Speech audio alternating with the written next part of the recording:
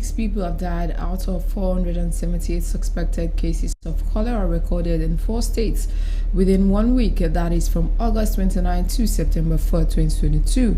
The Nigerian Center for Disease Control (NCDC) has stated the states affected are Yobe, Jigawa, Gombe, and Borno and Adamawa State. However, Borno, Yobe, and Jigawa and Gombe states accounted for 98% of the 478 suspected cases. The reporter said while there was 58% increase in the number of new suspected cases, the deaths were recorded in Yobe and Borno alone.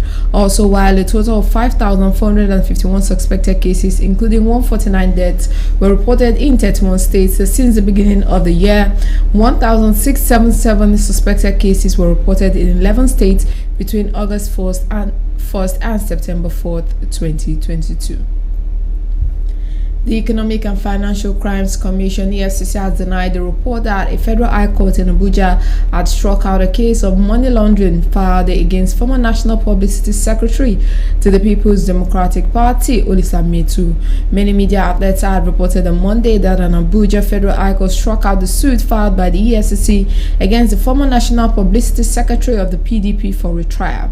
The trial judge at the federal high court sitting in Abuja, Justice 𝐒𝐿𝐬𝐻 described the 7 counts in a suit filed by the EFCC as an abuse of court process. The Central Bank of Nigeria (CBN) yesterday hiked its monetary policy rate (MPR) to 15.5%, the highest ever in 20 years. The increase came at the end of the Monetary Policy Committee meeting, which started on Monday in Abuja. CBN Governor Godwin Emefiele, who announced the new rate, said it was among others intended to rein in inflation, which now stands at 20.52%. Members of the MPC also agreed that the meeting to raise the monetary rate to 15.5% retain the asymmetric record corridor at a plus 100 over minus 700 basis points around the MPR increase and the research cash revenue ratio to a minimum of 32.5% and retain the liquidity ratio to 30.0%.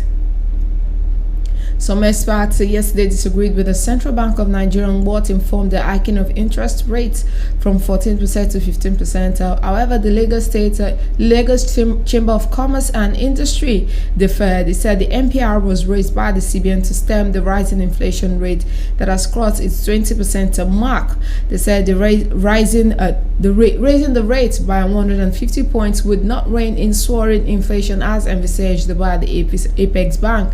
An economist and financial analyst, Dr. Tope Fasho, said the 150 basis point, the 150 increase will be a stepping stone to increase and revitalize the economy.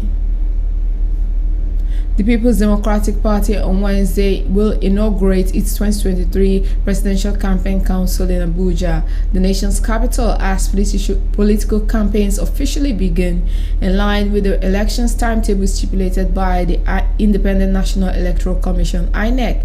The PDP presidential candidate Atiku Abubakar and campaign council members are expected to storm the International Conference Center, Central Area Abuja, the venue of the PCC inauguration. The party had said it will go on its campaign programs despite the withdrawal of River State Governor Nyesom Wike and other political heavyweights in the party. A group under the aegis of Anambra Elite Traders Forum has accused the Anambra State Commissioner for Commerce and Industry, Dr. Obinna Ngonadi, of selling market leadership offices. In a petition to the state Governor Chukwuma Soludo, the group accused Ngonadi of selling leadership spaces of markets in the states to the highest bidder. They claimed that the petition became necessary to notify the governor of alleged atrocities of the commissioner and the danger such action would cause for the state. The petition was signed by the executive members of the group led by Chikeluba Odiche and Michael Nwagu and copied to journalists in Onitsha and other neighboring states.